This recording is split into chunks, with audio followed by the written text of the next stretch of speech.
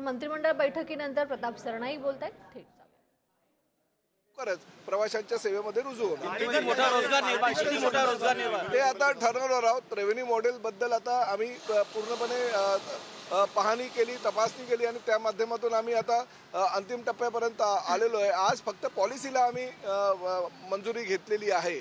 सुरक्षिततेला आम्ही प्राधान्य देणार आहोत आणि सर्वात कमीत कमी प्रवाशांना कमी दरामध्ये कशा प्रवाशांना सुखसोयी देता येईल यासाठी आम्ही प्रयत्न करणार. किती रोजगार निर्माण होईल, किती रोजगार सुरुवात कधीपासून होईल? ही बाईक असल्यानंतर भरपूर बेनिफिट तर मिळणारच आहेत, परंतु त्याचबरोबर जे रिक्षा चालक आहे आणि टॅक्सी चालक आहेत त्या रिक्षा चालक आणि टॅक्सी चालकांना मुलांना जे आमच्या रिक्षा महामंडळाचे सदस्य आहेत त्यांना 10,000 अनुदान देण्याचा सुद्धा आम्ही एक प्रयत्न करतोय. त्या माध्यमातून चर्चा झालेली आहे आणि रिक्षा महामंडळाच्या बैठकीमध्ये ते ठरवलं जाईल. परंतु ही बाईक टॅक्सी जर रिक्षावाल्याच्या मुलानं किंवा मुलीनं घेतली तर निश्चितपणे त्यांना त्यामध्ये 10,000 रुपये आम्ही अनुदान देणार आणि उर्वरित त्यांनी कर्जरूपी काढावं, जेणेकरून खिशामध्ये 1 रुपया जरी त्या तरुणाच्या नसेल किंवा तरुणाच्या नसेल तरी तो ही बाईक टॅक्सी घेऊ शकतो. अशा प्रकारची पद्धती आम्ही अंमलात आणणार आहोत. किती रोजगार निर्माण होईल?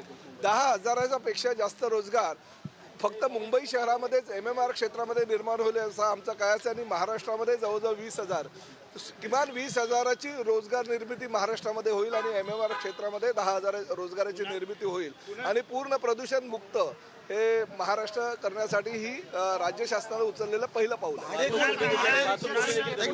भाडं कशा प्रकारे आकारलं जाईल याचं भाडं ठरवणार कोण? त्या बाबतीत नाही, भाडे निश्चिती धोरण आम्हीच ठरवणार आणि आम्हीच ती नियमावली सुद्धा ठरवणार आहोत, जेणेकरून रिक्षामध्ये बसल्यानंतर किंवा टॅक्सीमध्ये बसल्यानंतर जर 100 रुपये प्रवासाला खर्च येतो एका सिंगल पॅसेंजरला, तर तो प्रवास त्याचा 30 ते 40 रुपयामध्ये कसा होईल, तिप्पट भाडं त्याला द्यायला लागू नये ह्यासाठी आम्ही प्रयत्न करतोय आणि ते यशस्वी होईल याची आम्हाला खात्री आहे. सेवा कधी सुरू होईल ही ग्राहकांना? आता नियोजन पण मला असं वाटतं की एका महिन्यात 1 ते 2 महिन्यामध्ये त्याला सुरुवात होईल.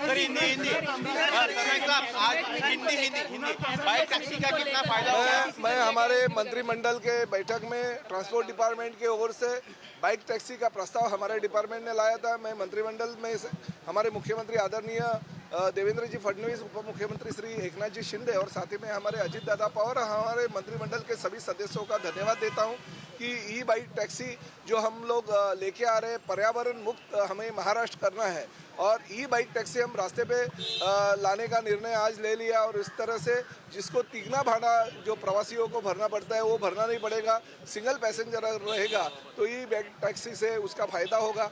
साथ ही में MMR क्षेत्र में करीबन 10,000 और उर्वरित महाराष्ट्र में करीबन 10,000 से 20 से 25,000 रोजगार की निर्मिती होगी. जो विद्यार्थी है वो विद्यार्थी भी अपना एजुकेशन कंप्लीट करके ये बाइक टैक्सी के माध्यम से अपनी कमाई कर सकता है और अपना एजुकेशन का खर्चा भी पूरा कर सकता है. साथ ही में हमारे जो रिक्शा ड्राइवर है जो हमारे तर मंत्रिमंडळ बैठकीनंतर प्रताप सरनाईक बोलत होते. मंत्रिमंडळ बैठकीत मोठा निर्णय घेण्यात आला. ई बाईक टॅक्सीला 15 किलोमीटरची मर्यादा मंत्रिमंडळ बैठकीत ठेवण्यात आली. पेट्रोलवरती धावणाऱ्या बाईकला मंजुरी मिळणार नाही असंही ठरवण्यात आलेलं आहे. महत्त्वाचे निर्णय मंत्रिमंडळ बैठकीत झालेले आहेत.